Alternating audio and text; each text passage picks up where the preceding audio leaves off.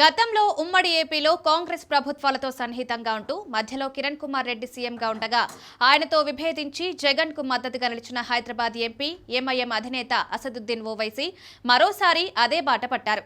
ఇప్పుడు మరోసారి ఏపీలో ముస్లింలకు ఆయన కీలక పిలుపునిచ్చారు. పార్లమెంట్లో వక్ఫ్ బిల్లు నేపథ్యంలో చోటు చేసుకున్న పరిణామాలపై కర్నూలులో నిర్వహించిన బహిరంగ సభలో ఆయన పాల్గొన్నారు. ఏపీలో CM Chandrababu, deputy CM Pawan Kalyan Waqf bill విషయంలో పార్లమెంట్లో బీజేపీకి అండగా నిలిచి ముస్లింలను దగా చేశారని అసదుద్దీన్ ఓవైసీ ఆరోపించారు. వక్ఫ్ చట్టాన్ని వ్యతిరేకిస్తూ కర్నూలులో నిర్వహించిన సభలో మాట్లాడిన ఆయన టీడీపీ, జనసేన తీరుపై మండిపడ్డారు.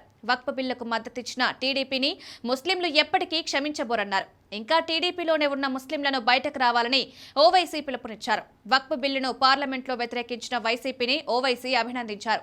భవిష్యత్లో ఏపీలో ఏ ఎన్నికలొచ్చినా టీడీపీ, జనసేనలకు బుద్ధి చెప్పాలని ఆయన ముస్లింలకు పిలుపునిచ్చారు. వక్ఫ్ అమలు కోసం ముస్లింలు తమ ప్రాణాలు అర్పించేందుకు సిద్ధంగా ఉన్నారన్నారు. దేశంలో ముస్లింలను బీజేపీ టార్గెట్ చేస్తోందని, ఉగ్రవాదుల పేరుతో సాధారణ ప్రజల్ని వేధిస్తోందని ఓవైసీ ఆరోపించారు. ఆర్ఎస్ఎస్ దేశంలో దర్గాలు, మసీద్లను టార్గెట్ చేస్తోందన్నారు. పహల్గాం దాడికి కారణమైన వారిని ఇప్పటి వరకు ఎందుకు పట్టుకోలేదని ఓవైసీ కేంద్రాన్ని ప్రశ్నించారు.